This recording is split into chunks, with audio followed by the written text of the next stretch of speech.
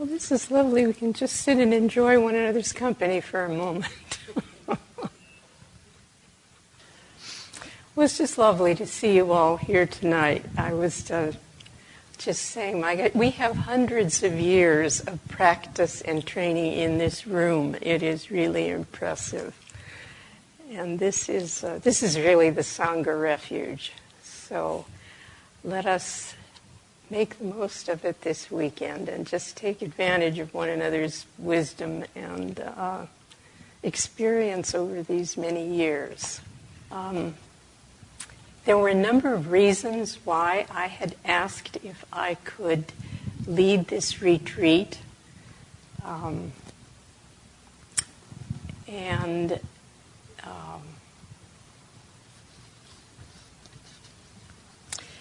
This comes actually from things that some of you have said to me over the years, that if your first introduction to practice is at an introductory retreat, you might come away thinking about how to put monastic forms into your daily life and find that very puzzling.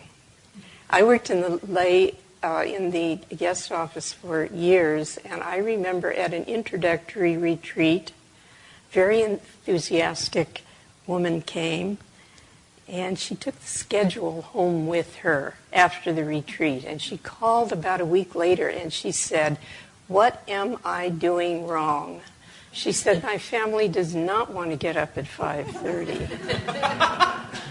She said, "They do not want to recite scriptures during breakfast. They wonder where I am at 11 o'clock. I'm off meditating, and they are wondering where's dinner, and they don't want to sit in the evening." And, you know, the thing, I mean, there really was this wonderful kind of earnestness there. And you can see how difficult that could be. And she actually really didn't know any alternatives, you know. So it did occur to me, somebody actually several people said this to me. And I thought it's possible then to come away thinking that you are somehow an offshoot of monastic life rather than a first-class, full, complete lay trainee. The Buddha said there were 4 classes of trainees: male, female, monastic, and lay. And so there is a lay practice which is full and rich in itself. And it has no form.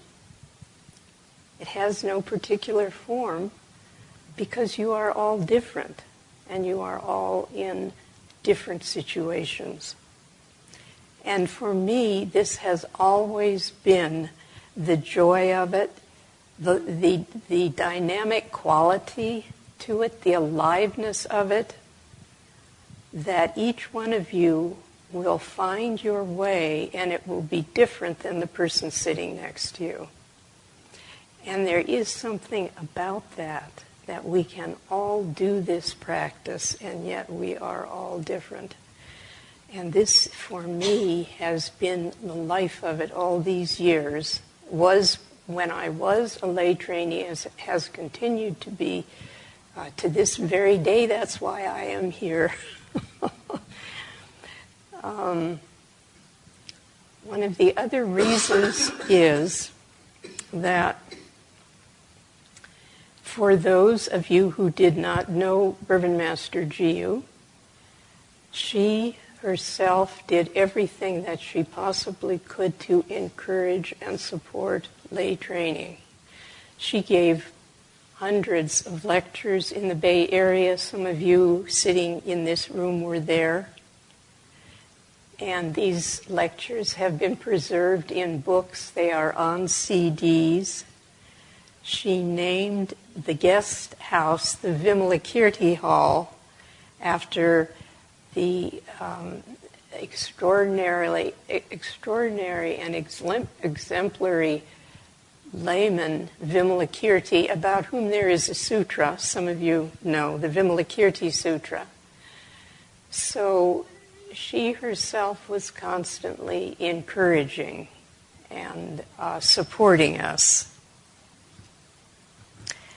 And also because you yourself are a constant source of encouragement to us and inspiration when you come here and we see you. And this is hard sometimes to convince some of you. I've tried it myself. But it is true. So for all of these reasons, I'm just very glad that we are all here together.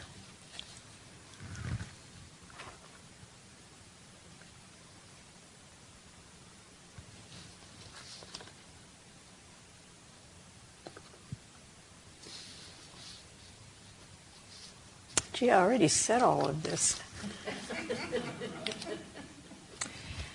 So I encourage you to look with fresh eyes at your place of training and see the tremendous potential in it, wherever you are, whatever you are doing. Every place is a place of training. Everything teaches, everything is practice. And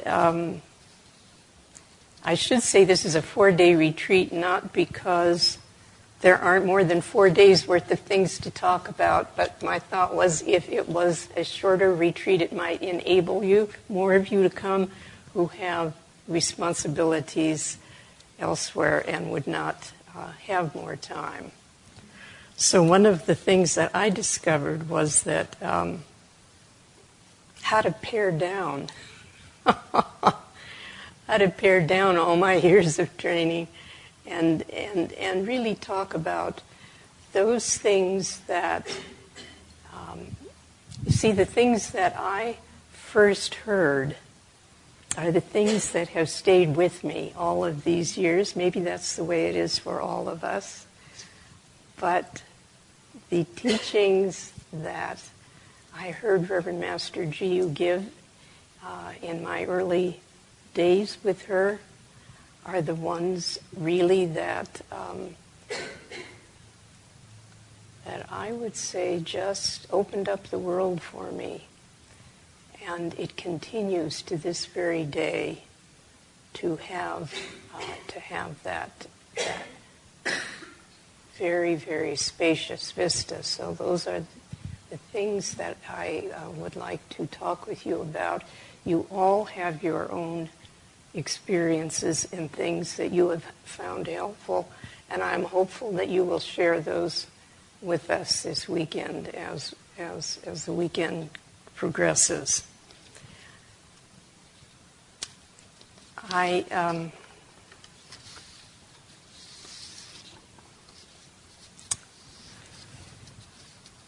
encourage you to have let's see how to put this.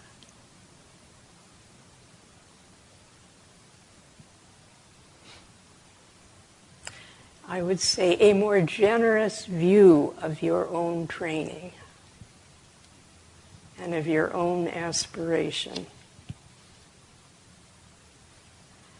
And I think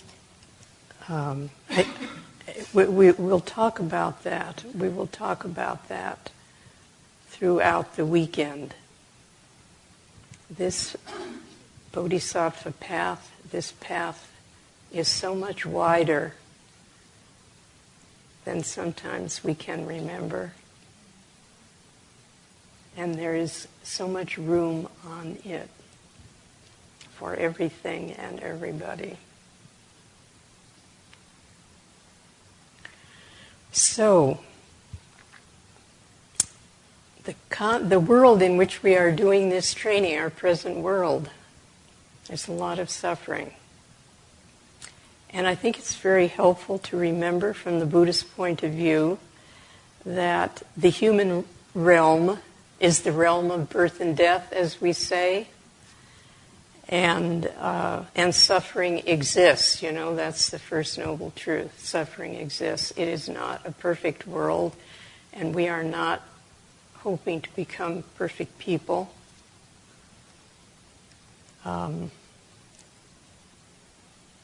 The lotus is, a universal sign, symbol in Buddhism. Reverend Master Jew used to love to talk about this. Its roots are firmly in the muck, as she used to like to say with a big smile on her face, the muck of everyday life. That is where the lotus is rooted. And it grows a long stem, the top of which is the bloom of enlightenment. And she never turned away from it. She encouraged us to face the muck directly, look right at it. And she would talk about it in terms of recycling, because the recycling movement had just begun then. So she would talk about recycling greed, hate, and delusion into compassion, love, and wisdom. She would say, we all come with a good, healthy swatch of greed, hate, and delusion. And then she'd beam at all of us.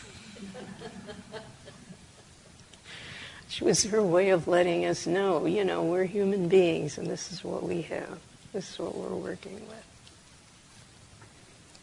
And it's a very encouraging symbol. It's a very encouraging symbol at this time in particular, I think, as many of you have expressed concern about the grave issues that we are facing in our environment, politically, economically. And, our inner disharmony gets played out, and we can see the results of it not just, just around us, but on a global level, a worldwide level. So, interestingly enough, at a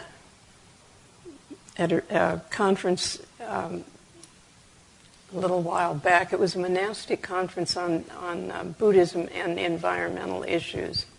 And we were reminded that we need to pay attention to our inner environment. Our inner environment, because it has a direct effect on our outer environment. So I think it's very helpful if we keep this in mind this weekend, this interplay of inside and outside and that relationship.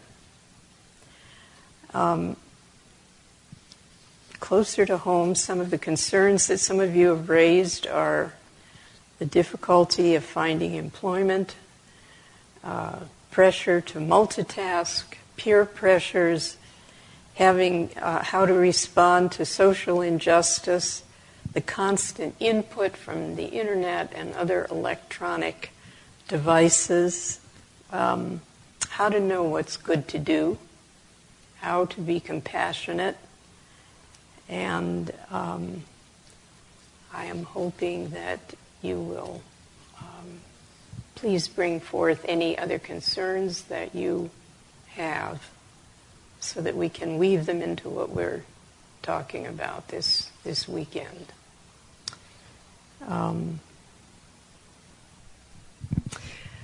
So on our schedule, I wanted to mention that we have the Kansan Ceremony. I believe it's on Saturday morning, and that's the ceremony that takes place every morning in this shrine. Some of you may have seen bits of it. We start at wake up. One of the senior monks goes into the Avalokiteshvara shrine. We also, that's another name for Kansan, compassion, and recites the Avalokiteshvara scripture. And what we are doing is opening the gates of compassion. For the day, we are calling on Kansan to help us, and asking her to continue to shower down her blessings on all beings, and offering merit for any particular people who have maybe called the day before and asked for merit. The merit of that ceremony is offered for them. So if any of you would like to join the celebrant that morning and recite, I don't know, anyway, we'll work out the logistics of it, but join in the reading of the Avalokiteshvara. I also wanted just to mention a couple of other things. One is to consider taking advantage of the quiet of the weekend. Here you are, away from all of the sound and fury, which many of you have talked about, and the continual input of city life or even town life.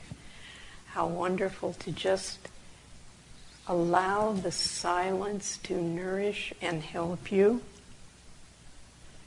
and give yourself the opportunity, for those of you who haven't had this experience before, to just plunge right into it and just experience the healing quality.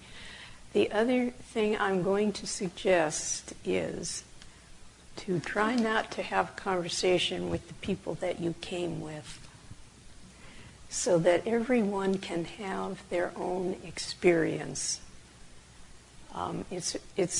You have to resist the opportunity to compare notes, but it can be a very wonderful thing, actually, when you talk about it afterwards, to see it's a different experience for each of us, and that is really part of the richness of the practice. Now, the last thing, and I'm going to let Reverend Master Ando talk about the details of how we deal with the use of the phone, the cell phone and the like while you're here. Now, this is really radical. Consider the possibility of telling, if you feel there are people that you need to be in touch with, if you're worried, if you feel like in case of emergency you need to let somebody know where you are, consider the possibility of having them call here at the Abbey, because we check the phones all the time, and we have an open line at night, as you know. If you tell someone to call you on your phone, then you will be concerned about checking your phone, will you not? I don't carry a cell phone, so I'm not that familiar. But the few times I have, it's just, you feel like there's just this kind of pull. So if there's something that you can do, that will allow you to just be at ease here, and at the same time know that if there's something that you need to know about, you'll find out about it, I would encourage you to try to make that arrangement. Yes, and that's not a rule, that's a suggestion. It's a thought. But gosh, we all know, and sometimes we don't really know until we stop doing it, how much of a pull it is to. I know one monk who was here recently told me that he does an email-free day a week, and I was doing that for a while and I'd forgotten it. I got into the habit of, and it's sometimes helpful just to give yourself a chance to free yourself from that. So if you can manage to do it for a weekend, I think you'll benefit from that greatly, or at least to greatly minimize it. And it's the same with conversation. I know when I first came here in 1973, 21 years old, and the practice at that time was to have, I think I was coming for a month's stay, to have everybody have a week of complete silence. You're in what we call tangario. So they're pretty strict. It was the Japanese practice. And that was just radical for me. I just so much came up. It was pretty intense, but it was incredibly helpful. I had no idea. The simple act of just not, it's not, we did obviously speak about very essential things regarding our work, but otherwise, it just so much throws you into yourself. And if you're ready for that, and I think you all would be, then, gosh, now we don't have that rule here. We don't require complete silence like that, but I can attest to the power of that. It's just very interesting just to see what your mind does with that, and all the stuff that we feel pulled towards, that we feel we have to do or have to sort out or have to talk about or have to organize or have to comment on or ask about. The trouble with that kind of practice is that the people who really need to say something tend to be the most shy and don't, and the ones who, so it can, we haven't kept it up as a practice because it can result in some people who need to be talking more in perhaps being too shy and repressing that. But you get the point of the benefit of practicing silence. And in my experience, working meditation, many years of working in the kitchen here as chief cook, there is something particularly wonderful that happens when people get to work together without having to socially engage all the time. Not that I have a problem with socially engaging, but you have to do it all day long, And there's a certain, invariably a kind of quiet joy that is allowed to arise, in the midst of that. And anybody who's worked with us for a time knows about that. And I don't think I've experienced that anywhere else in quite the same way, other than in a monastery or a meditation group. So there are, little perks to that. So I will second the motion there. Regarding specific rules of the monastery, just again, when you're on retreat, we do suggest that you minimize your use of your cell phones and, basically put them all aside and put aside your worldly business. If there's something absolutely essential you have to take care of, you can use a mobile phone or a cell phone in the Sanzen room during a rest period, the little spiritual counseling room, or in your car, as long as that Sanzen room isn't being used for Sanzen. Or if you have a difficulty you need to get online or talk with somebody and it truly is necessary, then, and it doesn't work to do it in either of those places, you can see one of the guest monks and then we'll work it out in the office. Otherwise, give yourself just free yourself from some of those pulls. I think I covered that. For resident lay trainees, we have an ongoing times when they can check their email and so on. That's basically it. But the point is to minimize distraction, yes. And that applies to all of our rules. Are really designed to help us to be more present of mind, to be able to absorb the Dharma while we're here, to be able to experience each other's presence in a different way, as I was saying. That's a precious thing, so, to enjoy that. Yeah. Yeah, and to be able to live together in small quarters, that is.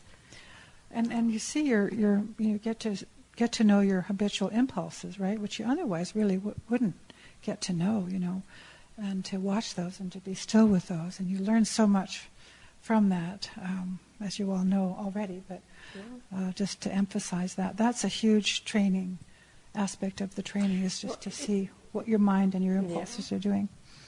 It's interesting to see how much we know about one another without anybody saying a word, isn't it?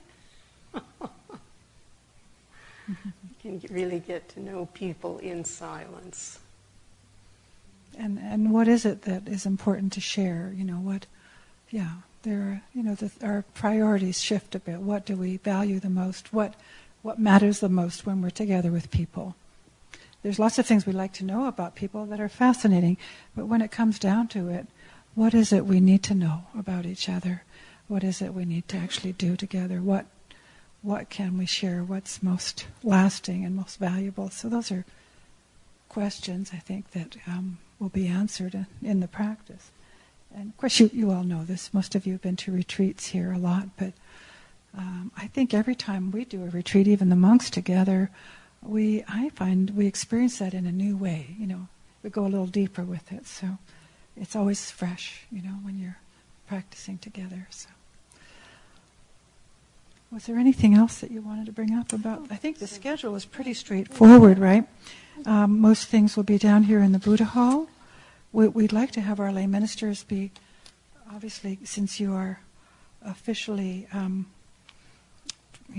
out there a bit more than some of the other lay trainees, we'd like to have you as, if you don't mind, as examples. And so we're going to ask them to lead some of the meals and evening service and so on, and come to help facilitate some of the discussions.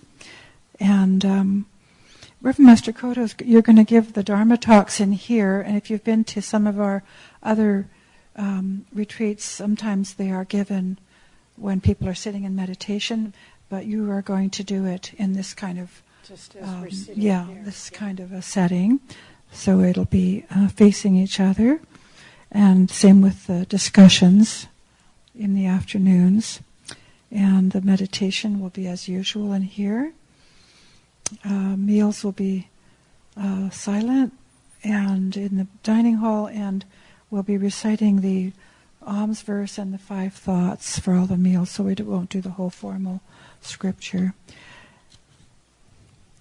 I guess for the Kansan ceremony, those of you who wanted to go to it, you'd have to be up before the rising bell, right? So make sure you have an alarm clock and just quietly get up and quietly get yourself ready and go.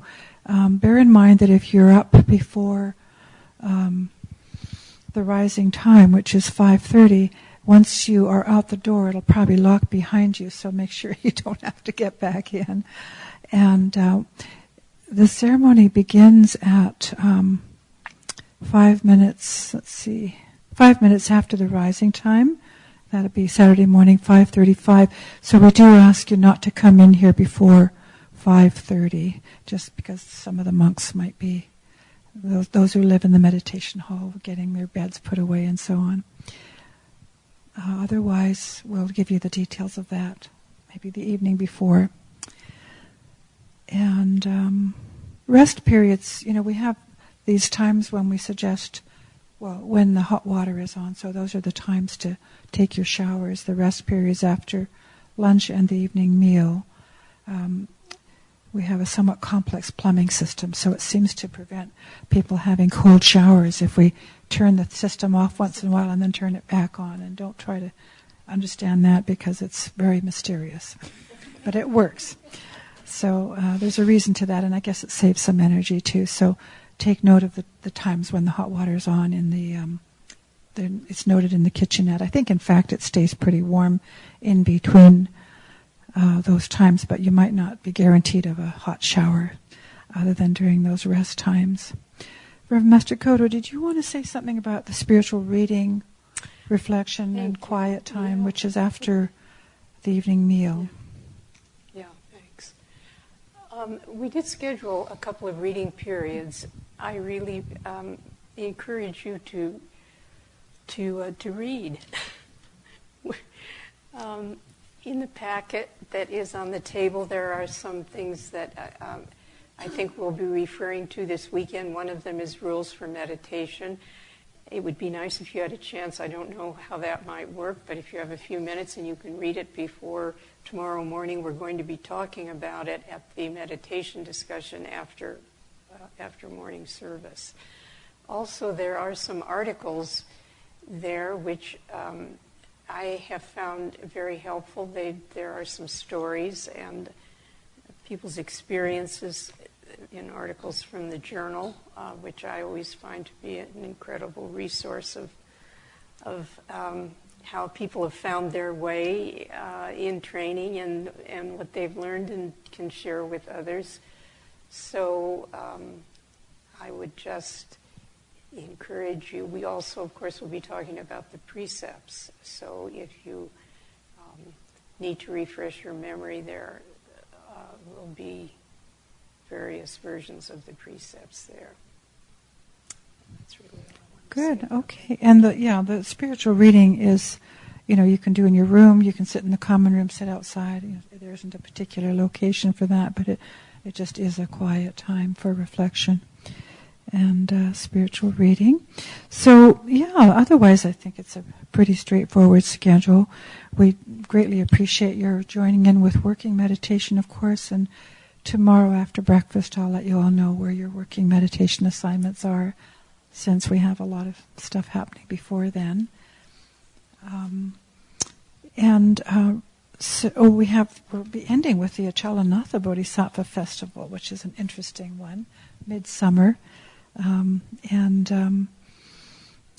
That will be, I think, pretty self-explanatory, but we'll give a little bit of ceremonial instruction before that. But if you don't know about Achalanatha Bodhisattva, that'll probably come up closer to the time. So, and I think Master Kodo was very happy to have Achalanatha celebrated at the end of her retreat, because he gives us a lot of teaching about meditation and training in the world, sitting immovably in the midst of all conditions. So that's about it for me. Oh, I had one thing that was I was asked to mention, and that is that during the working meditation tomorrow, starting at 9:30, we're going to have one of our local lay ministers, Kirk Yarnell, take some photographs, because we need to update our website and some of our other publications and things. He'll be taking photographs of working meditation outside primarily, but we like to give people the option of not being in a picture if you don't want to be. So if Kirk comes around with his camera, feel free to drop out of the scene. If you don't... Are you going to be around with him? Okay, Reverend Helen will be with him. She's our webmaster. So, and we're not going to feature any one person in particular, but just it's nice to have pictures of people actually doing stuff here. And it's interesting how much the website does draw people. When they see pictures, it's, oh, there are real people doing this practice. They're not just, reading or thinking about it. So that'll be happening. Otherwise, it's just your regular schedule where the weather should be a little bit cooler than it was last week. We had this amazing heat wave. It'll be in the 50s at night and maybe up into the 80s during the day. But you do have fans in your rooms, so please don't hesitate to have the windows open, use your fans, and if it does get hot in the day, we'll be moderating regulating the temperature in the Vimalakirti Hall and in here. So we won't suffer too much. We won't be having to meditate and fall asleep in 85-degree weather. So anyway, be as comfortable as we can be without being too comfortable. Of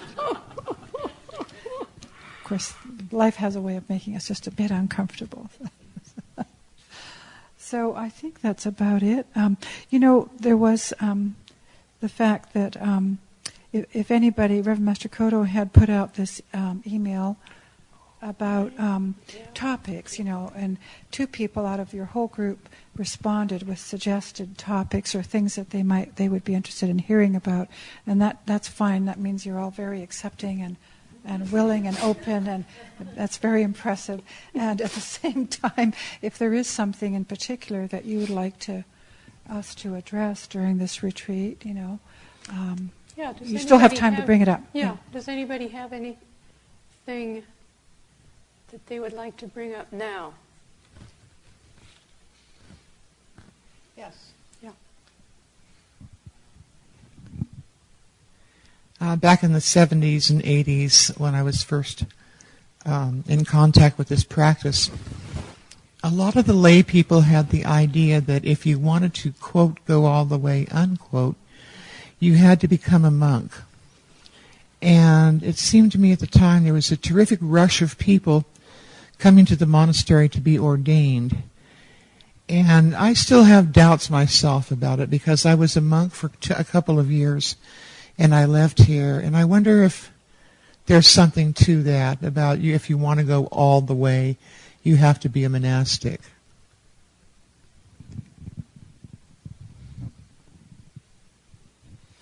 We will talk about that. Good.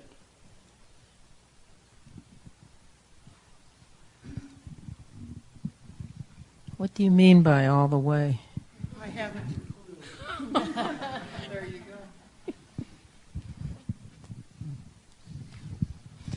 We'll include that in the... We'll include that. Alan had something. Yeah. Here you go. Is there Please. another microphone? There you I go. think he's got one, yeah. The green light should be on. Reverend Vera, do you want to take? You got it? Okay. Yes, I think so.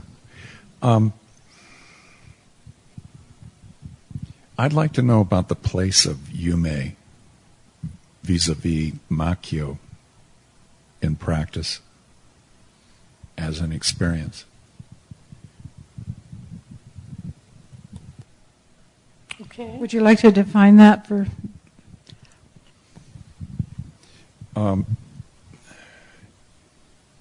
In the instruction that I received back in the 70s from Roshi Jiyu Kennett, she said that experiences during meditation can seize you like the old tar baby and Brer Rabbit, Brer Bear, Brer Fox.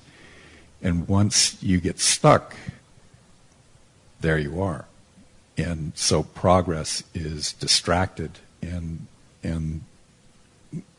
it is extraordinary, unusual perceptions, experiences, feelings, memories, thoughts, dare I say, powers.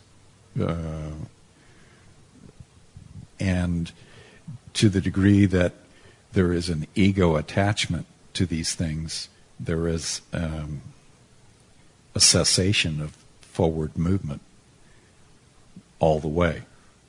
And so she said, avoid them. And yet, in her book, she experienced a period in 1976, I believe, where she had episodic kinsho and periods of yume, paranormal. I haven't heard the term yume. Could you explain it, please?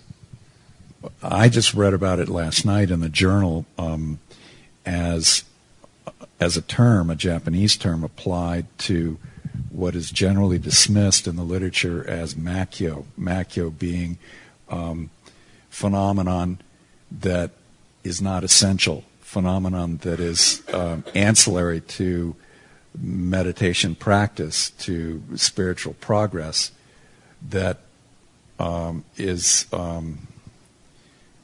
potential danger. And generally, there's a master or a teacher who will take a student away from that distraction, but in an unregulated and undisciplined life, there's very little to distinguish paranormal experience from madness. And so there's a fine line between an advance in meditation or spiritual practice and these distractions, and the discrimination of which is instructive and which is destructive is critical to advancing as an adept. Thank you. Thank you. Yeah, well, maybe we can address, we're going to have a discussion about meditation tomorrow morning, so that would be a good time to address that. Yes, Jack? Thank you.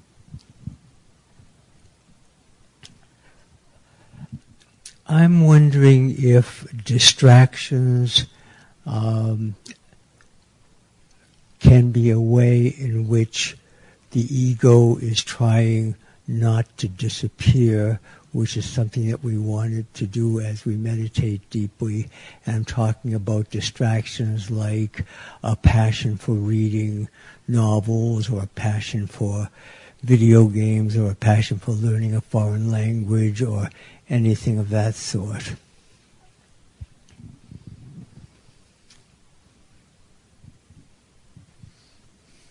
Is Reverend Vera taking notes, or do you need somebody to take notes on some of the topics? I think if you don't necessarily have a question, you may have something arise as a result of our talks or in the in the discussion periods themselves. So I think partly the question, Jack, that you raised, and the others that have been raised, let's see if we can find a time to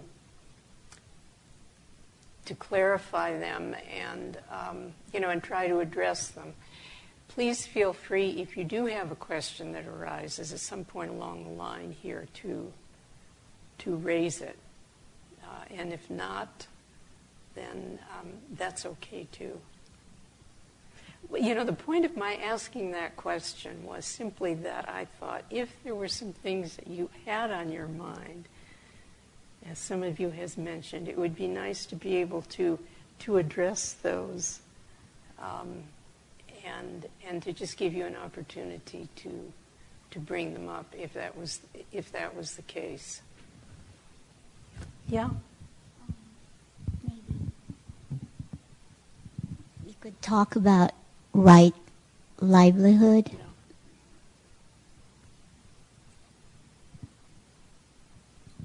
Well, you had said in the we were going to talk about the practice of Buddhism within a social and economic and political context, and I was wondering about the place and practice of activism, because I'm very sort of ambivalent about I'd like to be more of an activist, but I don't know how, and sometimes I'm not sure if it's done the right way, the way some people do it, so I'd like to talk about that.